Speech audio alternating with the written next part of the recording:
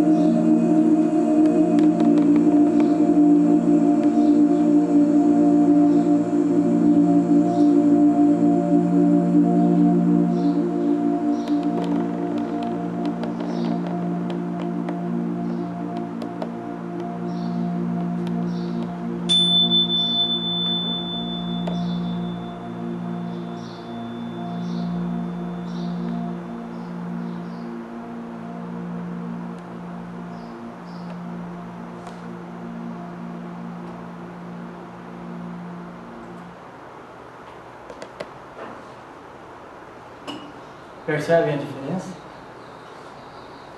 Querendo ou não querendo, rechaçando ou aceitando, a frequência, ela se instala, ela atua, ela nos perpassa e nos atravessa. Nós vamos ter ações e reações consoante o tipo de frequência que é abordado, o tipo de referencial que essa frequência nos traz, dentro dos arquétipos, dos registros que nós temos.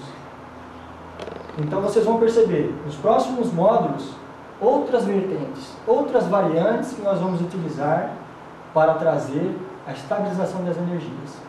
E conforme isso for fazendo, nós vamos eliminando conceitos, rechaços e aceitações por aceitar sem saber o porquê. Certo? Assim a gente estabiliza a energia, e assim o ser real de cada um de nós está presente, independente da gente tocar a música ou não, mas nós estamos focados nesse momento. Bom, nosso módulo de hoje é percepções, nós vamos tratar da intuição. Mas para que a gente possa alcançar essas informações de uma maneira mais concreta, nós vamos explicar um pouquinho como é que se chegou a esse material que nós vamos passar para vocês. Lá pelos idos de 2004 até meados, final de 2006, algumas pessoas, imbuídas de uma vontade de se realizar e de se resolver internamente, particularmente, pessoalmente, se juntaram para somar os seus conhecimentos.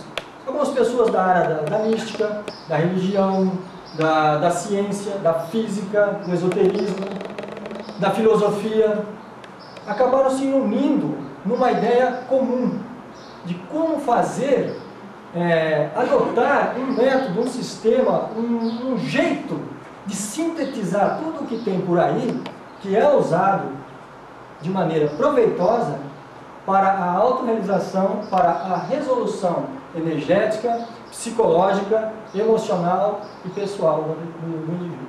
Então vocês vão perceber que eu vou insistir várias vezes na individualidade, para que as pessoas compreendam profundamente que, ao se resolver, ela vai ajudar a resolver os outros também. Mas não há necessidade única e exclusivamente de falar. Ela estando bem, o seu campo vibracional também vai alcançar as outras pessoas com uma frequência adequada. Bom, dito isso, essas pessoas chegaram a uma síntese de tudo o que as religiões têm, tibetana, maia, asteca, chinesa, a medicina tradicional do Ocidente, a medicina tradicional chinesa do Oriente. Nós fomos encontrando profissionais que iam nos ajudando, nos trazendo esclarecimento da área da saúde e da área desse conhecimento geral. Bom, nós chegamos então porque as pessoas queriam um nome para agradar a parte intelectual, nós acabamos desenvolvendo um nome para isso. Não sei se a maioria talvez não conheça, não lembra, um filósofo marcial chamado Li Yunfan, mais conhecido por Bruce Lee. ele desenvolveu um método chamado Jeet Kune Do, né? Uma arte marcial que ele dizia que não era um novo estilo. As pessoas queriam que aquilo fosse um estilo. Eu falei, não, isso não é um estilo, isso é a liberdade de atuação. E eu gosto muito do pensamento de liberdade que o Bruce Lee desenvolve, porque nós vamos entender isso dentro do que nós vamos abordar no decorrer do curso. Assim como o Bruce Lee, tentado pelo Dan Inosanto, que era o parceiro dele, né, acabou desenvolvendo o nome Jeet Kune Do, nós tivemos que desenvolver também um nome chamado Sistema Energético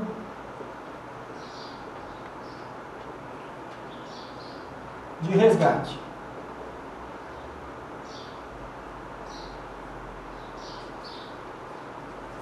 Vocês vão perceber que tem tudo a ver com energia e efetivamente com o resgate. Desde o momento que a gente compreende um elemento denso, nós vamos explicar o que é um elemento denso para vocês, e a gente entende a necessidade de renunciar a esse elemento denso dentro da nossa vida, porque ele está trazendo um problema, ele está sendo uma problemática na nossa existência, ele já é um resgate. Porque o resgate nós vamos fazer no terceiro módulo. Tudo tem a ver com energia, por isso energético. Nós podemos criar sociedade, método, coisa, qualquer denominação. Como tem a ver com o trabalho intimamente ligado ao nosso verdadeiro e real ser interno, por que não aproveitar o livro útil ao agradável? É importante que vocês comecem a perceber que não é essa pessoa que está falando aqui na frente de vocês que vai fazer o resgate com vocês. Vocês não estão sozinhos, vocês não estão desamparados, vocês estão sempre assessorados pelo ser. O que é o ser? Que terminologia é essa que é o ser? É o seu íntimo, é o seu anjo da guarda, é aquele que te protege, é a mônada divina, é o mais sagrado que você tem dentro de você, é o alfa e o ômega num só. É aquilo que faz com que você saia adiante com um objetivo. É aquilo que fez com que vocês saíssem da casa de vocês, os compromissos da semana que vocês tinham e viessem para cá. Esse é o ser. Ele assessora. Só que ele tem uma equipe junto. E ele tem um pessoal que é terceirizado, já estão dizendo por aí, né? Que são os amparadores, que são os guias, que são os mentores. Esse pessoal que vibra numa faixa distinta, os mestres ascensos, porque essa pessoa que está falando com vocês, assim como outras que também desenvolvem esse trabalho, não passa de uma simples placa de indicação. Olha, eu sugiro que você vá para a direita, ou para a esquerda, ou para cima, ou para baixo. Mas quem vai tomar a decisão de sair adiante é você mesmo. Não é um grupo de pessoas, é você mesmo. Agora, se você tem a necessidade de se encontrar através de uma orientação, como eu costumo dizer, um referencial externo, tudo bem. Você vai ouvir um referencial externo aqui e outro ali, porque nós estamos ainda encarnados, somos humanos, precisamos de uma orientação. Tem aí a internet, tem os livros que vão nos dar apoio para esse tipo de coisa. Mas eu quero saber a hora que esses sistemas, esses referenciais externos se tornarem obsoletos, falhos, vazios, ocos. Então uma pessoa vai lá no bispo, no pastor, no padre, no vizinho, no psicólogo, no psicanalista, no irmão. Olha, eu estou numa dúvida, eu estou com um problema, eu preciso ajudar, eu quero ganhar dinheiro, minha namorada brigou comigo, a minha família está brigando comigo, está sufocando a pessoa, uma angústia desgraçada. Aí ela vai lá conversar com uma pessoa, um amigo, um ente querido ali, dá uma assistência para essa pessoa. A pessoa, se for uma pessoa capacitada, gabaritada, vai dar uma boa orientação. Olha, vá por aqui. Aí já começa o erro. Aí começa aqui. Agora, se a pessoa fala, pode ir por aqui, mas avalie isso. Você também pode ir para cá. Balança. Põe na balança. Veja isso aqui. Porque as pessoas, elas estão tapadas. Se elas estão pedindo ajuda, elas não estão enxergando o que está acontecendo. Não costuma se dizer que num jogo de xadrez só vê o movimento quem está fora do jogo? Jogo de dama, um jogo de cartas. Quem está fora do jogo fala... Outra pessoa toma um susto, pega de novo... Né? Eu não estou vendo o jogo, eu estou jogando, caramba. Então, se alguém puder me orientar por fora, e for uma orientação adequada, por que não aceitar? Aí nós vamos mostrar para vocês como fazer para selecionar as orientações. Bom, esse curso do ser já foi ministrado uma vez aqui em Londrina, numa chácara chamada El Shambhala. Isso foi lá em 2008, por aí. Só que nós temos uma pausa nesse material, fomos abordar outro tipo de assunto, mas nós entendemos que agora, nessa virada de ano, de 2011 para iniciar 2012, tem muita coisa acontecendo por aí, muita dúvida fervendo, tem um monopensênio, uma energia de pensamento contínuo e comum. Todo mundo abre lá o e-mail, tem lá, 2012, vai acabar o mundo, um monte de filme que saiu aí, catástrofes. Outro dia eu estava vendo o top 10 dos desastres escatológicos, né? Cada um pior que o outro. Era um cair a ilha de Manhattan, outro afundava o Cristo Redentor, e era o caos da Babilônia aquilo lá, né? A ideia não é trazer pensamentos negativos, pensamentos de terrorismo. A ideia é trazer sentimentos de alegria. Bom, como é que nós vamos chegar lá nesses sentimentos de alegria?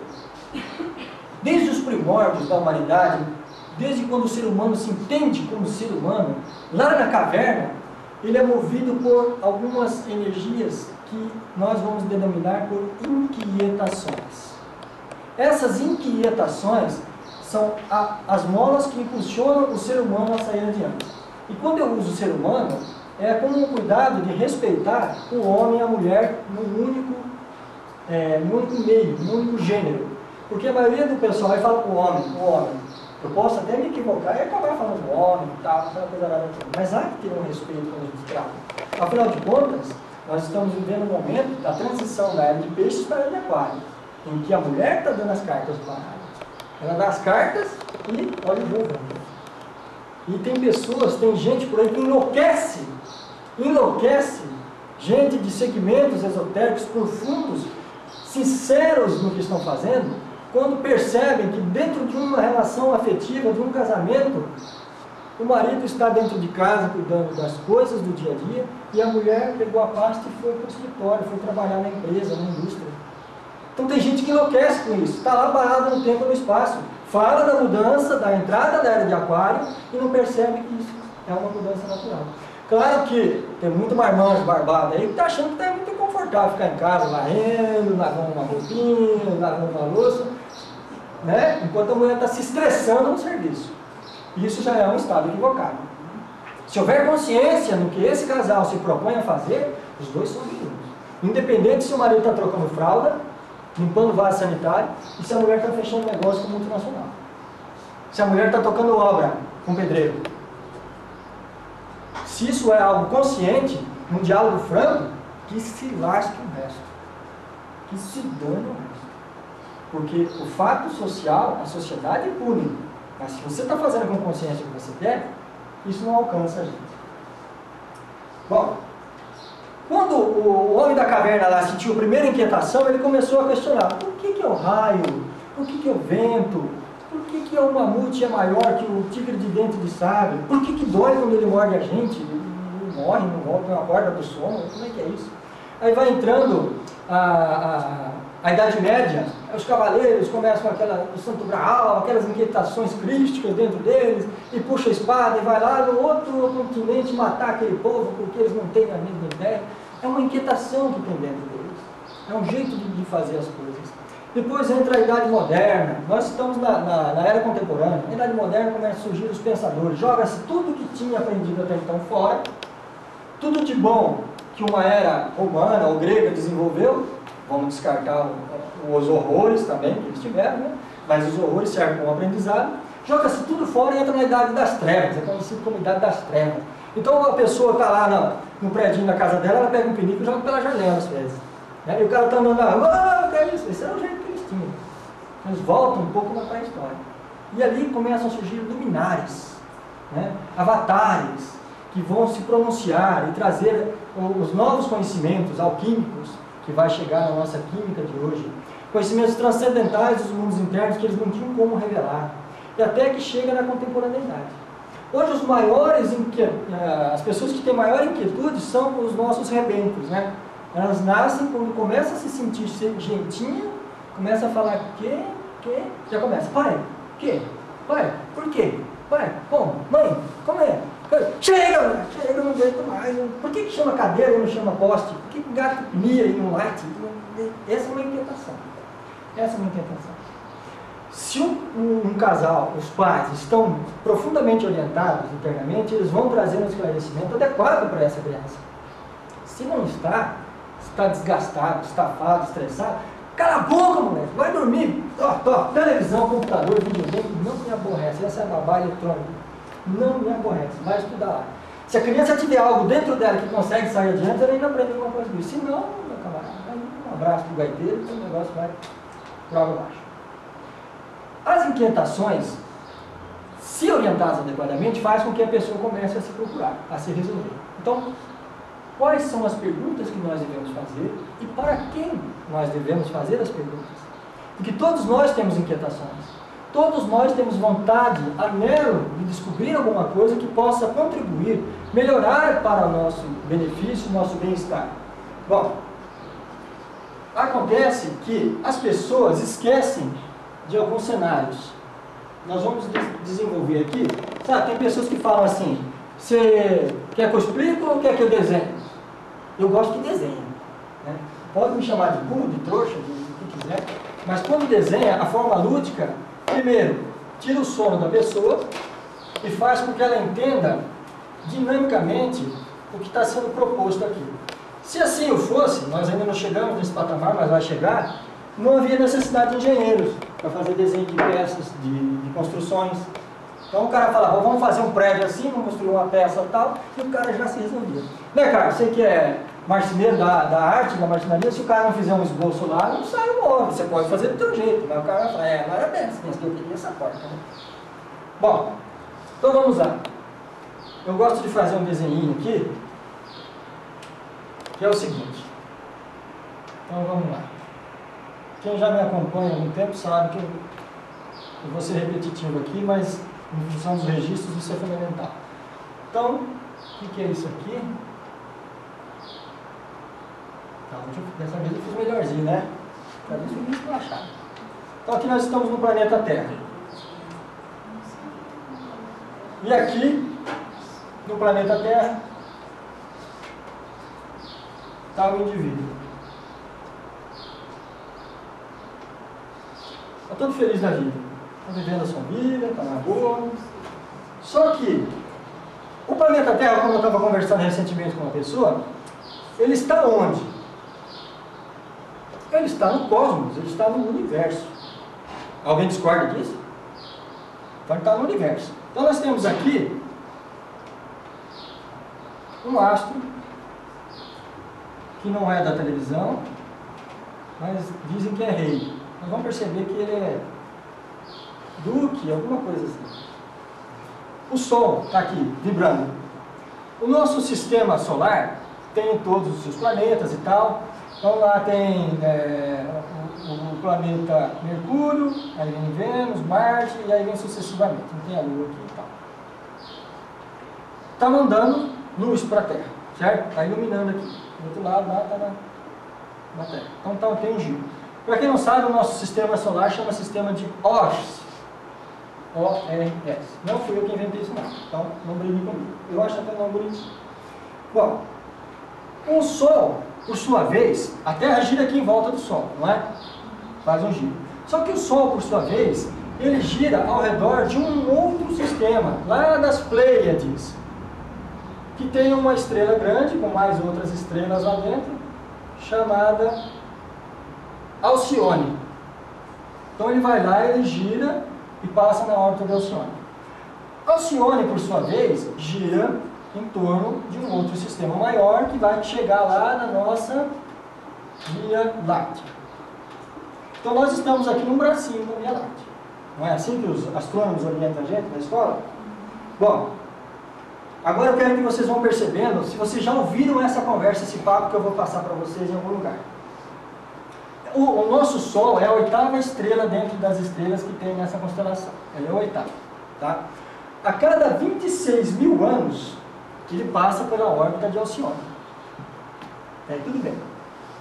Bom, se nós dividirmos esses 26 mil anos por 12, que são as eras, nós vamos encontrar 2160. Isso é aproximado, gente. Tem gente que fala 25, tem gente que fala 1000 e poucos anos, mas isso aí é uma estimativa para a gente chegar lá. Bom, então são 2160 anos a duração de uma era, de um ciclo que vai se materializar ali. Bom, descobrimos que a Alcione tem o anel, esse anel que eu desenhei aqui, muita gente desenha de várias maneiras, é um anel de radiação de fótons, de energia ou de luz. Vão ver onde eu estou chegando. Onde eu estou chegando. Bom, por incrível que possa parecer, segundo os astrônomos, ele é um anel transversal, ele não é uma radiação assim. Não me pergunte por quê, mas deve ter um sentido. As outras estrelas, todas estão aqui dentro. A nossa está fora. Essa é a nossa estrela. Ela está aqui fora, junto com todo o sistema solar, sistema de Orion. Então ele vai girando, a Terra vai girando, o Sol vai girando e eles giram aqui. Então, 2000 anos aqui e aqui fora o resto. Certo? Então vamos vendo aí, onde você já viu essa história. Nós ficamos a última vez aqui dentro desse período aqui na Era de Leão. Depois eu vou mostrar para vocês aqui as eras, para vocês terem uma ideia. Bom, então, quando acontece isso, a cada 2000 anos, acontecem as eras. Nós estamos saindo, por exemplo, da Era de Peixes para entrar na Era de Aquário. Gente, existem seres aí fora que estão torcendo para poder encarnar aqui na Terra, nesse momento de transição, para poder desfrutar do que nós estamos tendo a oportunidade de viver aqui inconscientemente. Porque isso daqui, essa transição, esse interregno, essa lacuna de peixes para aquário, é um momento importantíssimo. E nós vamos perceber por que é importante isso. Então o pessoal está fazendo fila. Quem não pode encarnar, está comprando arquibancada, igual tem gente pagando 10 mil reais para pegar um helicóptero para ir lá em Interlagos assistir a corrida domingo. Tudo bem, o cara tem grana. Lá o pessoal está comprando arquibancada para assistir de perto o que é, como é que vai ser essa transição. Então vocês vão perceber que isso não é o caos da Babilônia. Isso é um momento importante para a humanidade. Então vamos lá. Outro fator importante. Eu vou chegar aqui ainda, hein? Não esquece desse cidadão aqui. Bom, alguém nunca ouviu falar em supernova? Isso é um termo novo para alguém? Supernova? Para quem está nos acompanhando, supernova é quando uma dessas estrelas aqui resolve maximizar todo o seu poder. E ela, segundo a astronomia, explode. Ela explode. Algumas supernovas, depois que acontecem, elas se transformam em anã branca, que é onde se condensa toda a estrutura que sobra dela, ou, dependendo da magnitude da energia desprendida, ela se torna um buraco negro. Aqui está vermelho, mas é um buraco negro. Se vocês avaliem isso aí. Então vamos considerar o seguinte. Aqui, na nebulosa de Eta Carinae, tem lá uns desenhos mais ou menos assim, nebulosa de Eta Carinae, tem uma estrela lá chamada Eta Carinae. Né? Para quem quer escrever, eu acho que é assim, se não me engano, é latim. Não sei se é com K ou com C, não é? Essa estrela, ela está próxima do nosso planeta, se eu não me engano, se não me falha a memória, 9 mil anos-luz. 9 mil anos-luz da Terra, do nosso sistema. Ela tem aproximadamente, são os cientistas que falam, não é esse doido que está falando aqui. Ela tem aproximadamente 6 vezes o tamanho do nosso Sol. Começa a perceber que ele não é mais astro-rei. Já começa a cair nele aqui. Mas não em majestade. Agora nós vamos pegar lá, tem uma constelação que parte lá do centro da galáxia, que é uma constelação, que é um braço grande, chamado Oriones, que vai chegar aqui numa constelação nossa chamada Orion. Nessa constelação de Orion, nós vamos abordar ela melhor depois, porque ela é importante. Tem uma estrelinha aqui chamada Betelgeuse. O cara vai falar, já estou de saco cheio de escutar esse cara, mas é importante. Betelgeuse. essa estrela, ela é menor que Eta Carinae. Só que existe um diferencial. Ela está 500 anos-luz mais próxima da Terra. Ela é menor que Eta Carinae. Ela é 15 vezes maior que o nosso Sol. Já faz um estrago danado. Ocorre que essas duas estrelas, elas podem se tornar supernovas a qualquer momento. Se é que já não se tornaram. Então a sua radiação ainda não chegou até aqui. Ocorre que, dentro do que eu estou falando aqui, desse momento de transição, a Betelgeuse vai poder ser vista a olho nu. A sua explosão poderá ser acompanhada de dia. Vamos juntando isso. Quebra-cabeça vai se encaixar lá na frente. Bom, recentemente, nós estamos aqui, hoje é 26 de novembro de 2011, recentemente, de 7 a 10 de novembro, teve a passagem de um asteroide aí, né? Esse asteroide aí era do tamanho de um porta-aviões, para vocês terem uma ideia. Vamos fazer o seguinte, a Lua está mais ou menos a 384 mil quilômetros da Terra. Ele passou a 324 mil quilômetros da Terra. Passou lá, no seu silêncio galáctico. Lá uma semana passando. Vamos chegar lá. Nós estamos em novembro, começo do ano, eu tive a oportunidade de ministrar um evento aqui, eu já tinha falado disso lá. As explosões solares, as manchas do Sol, elas interferem nos nossos satélites, nos nossos sistemas de comunicação. Elas geram uma radiação, obstrui os nossos sistemas de comunicação. Então, satélite vai lá, a internet não vai funcionar, a televisão não vai funcionar, celular não vai funcionar, e está ocorrendo as explosões solares. Manchas solares é uma coisa, as explosões são outras, são as erupções lá do Sol.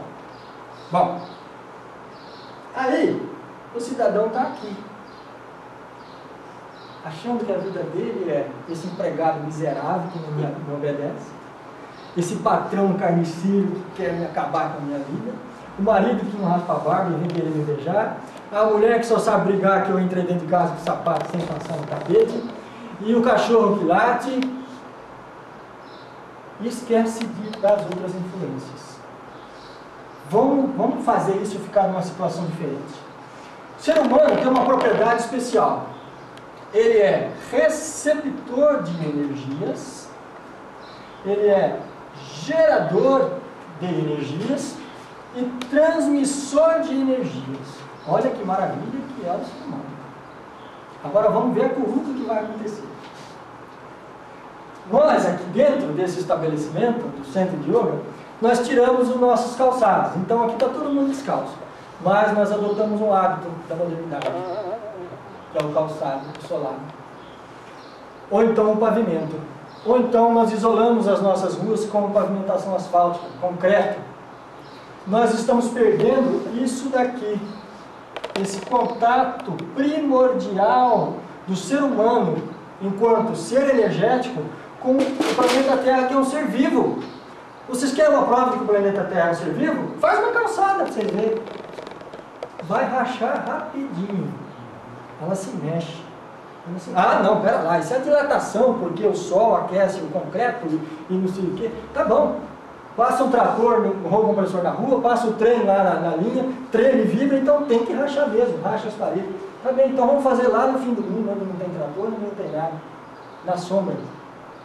A Terra se mexe, ela é um organismo vivo. E por ser um organismo vivo, ela está também sofrendo as influências e recebendo as influências da energia. Não só do ser humano, como um filtro, mas de todo o cosmos, de todo o universo, de toda a galáxia, visível ou não. Aí o ser humano tem os chakras dentro dele. Nós fizemos uma palestra aqui, nós vamos deixar um material para vocês, a ciência do grande elétron. Vocês vão abordar ali, vocês vão entender de uma maneira bem simples qual é a função orgânica e energética dos chakras dentro de nós. Então os chakras, eles vão dar o equilíbrio energético, eles são os filtros. Então a gente põe a água lá naquele barro, ele vai filtrando a sujeira e passa para a base para a gente poder tomar uma água limpa. Os chakras fazem a mesma estrutura, então ele vai permitir que os nossos órgãos, as nossas glândulas estejam plenas, para que a gente tenha equilíbrio, harmonia dentro de nós. Então isso reflete em bom humor, alegria, saúde. Acontece que o ser humano está se isolando disso tudo, esquece daquilo ali, perde a sua conexão com esse ser, que é o ser dele, e aí ele vai passar energia para o outro cidadão aqui. Certo? O outro cidadão. Esse cidadão vai fazer a mesma coisa, vai passar do jeito que ele recebe a energia para lá. Esse outro cidadão aqui recebe essa energia, recebe a energia do cosmos, e recebe a dele e vai passar a energia. A hora que chegar aqui e tal, aí furdunça está lá. Aí o cara chega em casa, trupiado. Né? Ele chega se arrastando, não tem mais energia para nada, não tem mais ânimo, não tem mais vontade, ele desmaia no sofá, puff, o cara está com o controle remoto, não tem força, não tem mais carinho, não tem mais afeto, relacionamento familiar vai para os quiabos, um zumbi programado. Tem até uma canção que diz assim, como robôs programados. Somos zumbis. Nós vivemos em função de acordar, trabalhar e dormir. Aí a mulherada fala assim, meu marido já não dá mais do couro. Aí o marido fala, minha mulher já não quer mais eu. Que jeito? Cadê energia? Não há energia. Os casais hoje estão se tornando, depois de um período muito curto de relacionamento junto, fraternais. Sabe o que quer dizer isso? É um casal de irmãos que tem uma certa intimidade. Então eles podem trocar de roupa junto e dar um selinho mesmo. Acabou. Acabou. Só que isso entra dentro da parte da alquimia. Não vou me aprofundar nisso, mas só para vocês terem uma ideia de como é que o ser humano, não sabendo de tudo isso, começa a culpar o patrão, o vizinho, o cachorro que late. Se ele toma consciência disso, as rédeas da vida dele vão ser tomadas de novo controle. Se o consciente começa a tomar ciência do que está rolando, é o que está acontecendo com vocês agora aqui. Talvez alguns já estejam cansados. Você quer fazer uma pergunta? Pois não. Por que essa informação ficou mantida tanto tempo sob sigilo e a humanidade ficou tanto tempo sem esse conhecimento? Você quer saber por que essa informação ficou muito tempo guardada, em sigilo, e a humanidade não sabia por quê? Bom, em verdade, essa informação sempre foi passada, só que de acordo com as eras. Cada era tinha um jeito, uma metodologia, uma propedêutica para se ministrar esse conhecimento para a humanidade. Quantos estão aqui hoje? 30, 40 pessoas? Quantas pessoas tem nesse bairro? Na região metropolitana, no estado do Paraná? Nós divulgamos isso pela internet. Isso atinge globalmente. Então, ele é hermético. Mas é que você não pode cobrar de quem nunca teve acesso a nada disso uma recepção calorosa dessa informação. Porque você vai falar isso para uma pessoa, a gente acha um louco. Então, essa informação, ela tem que chegar quando a pessoa tem uma certa preparação. Só que muita coisa não foi dita. Então, eles não têm nenhum ponto de referencial para poder lidar. Digo mais ainda, acrescentando o que você está dizendo. Eu digo mais ainda. As informações vão mudando. Vão mudando. O que acontece é que as informações de hoje já não são as mesmas de outrora. Compreende? Então, se você pegar, por exemplo, com todo o respeito que cabe, mas se você pegar o Novo Testamento, quem é que veio para quebrar o Velho Testamento? Quem é que veio para quebrar o Velho Testamento? O próprio Jesus, na era dele, na época dele, lá na era de peixes, ele veio para quebrar o Velho Testamento, lá de Abraão, de Moisés, porque era uma coisa de doido aquilo para a era dele. Aquela era funcionava. Então ele vem atualizando aquilo, vem atualizando. Só que o pessoal não quis. E o que eles tiveram que fazer? Boca de siri, vai por aqui, e quem que está na linha, que tem a frequência, que vibra, vai procurar, e irá nos achar, e aí nós revelaremos. Por isso que eu falei para vocês que o conhecimento é fechado em um determinado momento e aberto no outro. Porque o que fizeram com o cara que abriu? Pregaram o cidadão da cruz. Isso aí para mim é assassinato. É assassinato. Mas tem o teatro cósmico. Isso não importa. Agora, hoje, a linguagem do Novo Testamento já tem que ser mudada. Ela é uma linguagem eletrônica, é uma linguagem contemporânea, senão não alcança. De que adianta eu falar para você do grande Mahavantara, do grande Pralaya dos tempos? Você entende o que é isso? Eu tenho que falar numa linguagem que as pessoas alcançam. Não só eu, como todas as pessoas que estão ministrando esse tipo de curso, tem que falar de uma maneira simples. Veja, Eu estava numa reunião, aqui tem gente que estava junto comigo nessa reunião. Estava numa reunião e tinha um dirigente dessa reunião. Quando terminou o evento, esse dirigente tomou a palavra, fizeram um círculo em volta dele e ele falou coisas do céu e da terra para dar a conclusão do evento. E falou maravilhas do sétimo céu, do céu não sei das quantas, da energia e tal. E eu estava ali escutando aquilo tudo e tal. E tinha uma senhora muito simples, muito humilde ao meu lado. Estava até de boca aberta. Daí, quando ele terminou, o pessoal aplaudiu, né? Eu olhei para aquela senhora e falei assim, foi bonito o que ele falou, não foi? Ela disse, isso foi uma maravilha, nunca vi coisa igual. Eu falei, a senhora entendeu o que ele disse? Eu não entendi nada. Mas ela ouviu. Ela ouviu, está registrado na memória dela, na célula dela. Mas é essa a ideia? Passar um código para vocês? Código de Hammurabi? Código da Cabala? Para quê?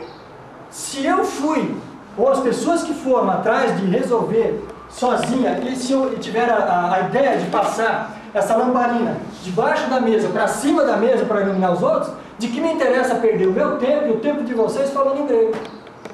Compreende? Então é por isso que nós estamos oportunizando para vocês um momento ímpar. E mais, por isso que está sendo registrado, porque não é todo mundo que tem o mesmo alcance, nós estamos em níveis intelectuais diferentes. Se você for fazer uma pergunta aqui dentro, você vai perceber que tem professores, tem arquitetos, tem donas de casa, tem domésticas.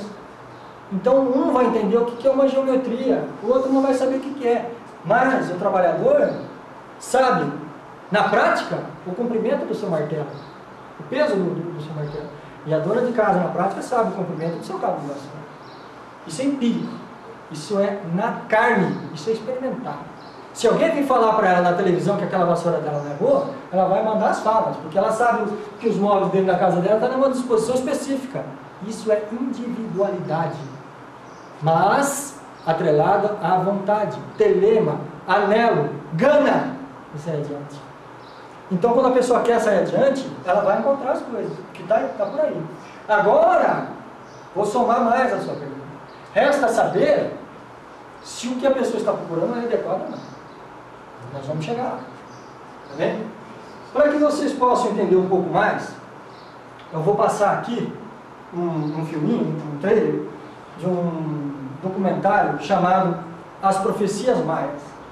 Não tem nada a ver com as profecias maias. Por amor, isso aí é um documentário feito no México, muito bom por sinal, porque sai do esquema de Hollywood, que é escatológico, a morte, o caos da Babilônia, aquela coisa arada toda. E vai mostrar para vocês o que eu quero dizer com as eras. Lembra que eu falei que é bom desenhar? Então agora eu trouxe um desenho mais ajeitadinho para vocês verem. Então ele é curtinho e vocês podem ter acesso também à internet. Ele é um documentário extenso, 60 minutos divididos em 7 partes, cada parte 60 minutos. Então vocês vão ter tempo de sobra para ver tudo que está escrito ali. É uma visão muito importante do que está.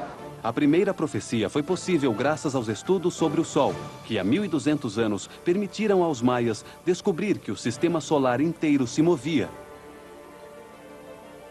Que o universo tem ciclos, períodos de tempos repetitivos que começam e terminam, como o dia e a noite. Descobrem que nosso sistema solar se desloca em uma elipse que o afasta e o aproxima do centro da galáxia. Quer dizer que o Sol e todos os planetas se movem em ciclos em relação a Hunabku, a luz central da galáxia. Descobriram que essa elipse, esse giro completo, esse ciclo que realiza o sistema solar, dura 25.625 anos. Podemos chamar esse ciclo de dia galáctico. Quando o percurso chega à metade, isto é, depois de 12.800 anos, estamos perto do centro da galáxia, da luz, iluminados no dia da galáxia.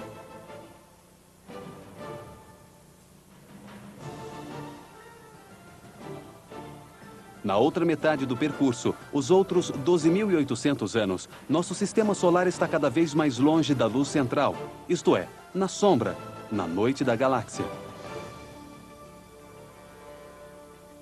Existe dia e noite na galáxia. Acontece o mesmo em nosso planeta, mas em uma escala muito maior. Cada dia e cada noite dura 12.800 anos. Descobriram que cada grande ciclo contém, por sua vez, ciclos menores, que têm as mesmas características dos ciclos maiores.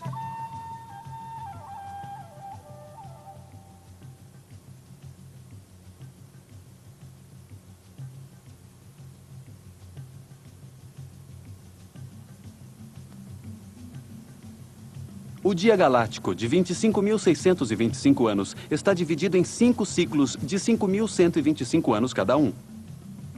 O primeiro ciclo é a manhã galáctica, quando o sistema solar acaba de sair da escuridão para entrar na luz. É um período de gestação, de conformação. O segundo ciclo é o meio-dia da galáxia, onde o Sol central é muito forte. É uma etapa de desenvolvimento que culmina com sua maior expressão. O terceiro é a tarde, onde se começa a sentir menos sua luz. Depois vem o quarto ciclo, o entardecer, que se transforma em noite, onde se realiza uma tomada de consciência de todo o ato. E por fim, a conclusão, o quinto ciclo, a profunda noite que volta a dar lugar a um novo amanhecer, a outros 5 ciclos, e assim eternamente.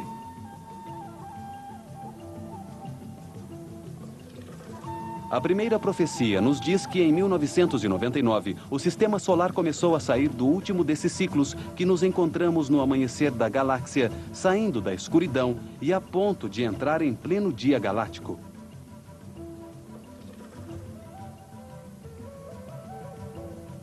Diz que no final e no começo desses ciclos, quer dizer, a cada 5.125 anos, o Sol central da galáxia emite um raio de luz muito intenso.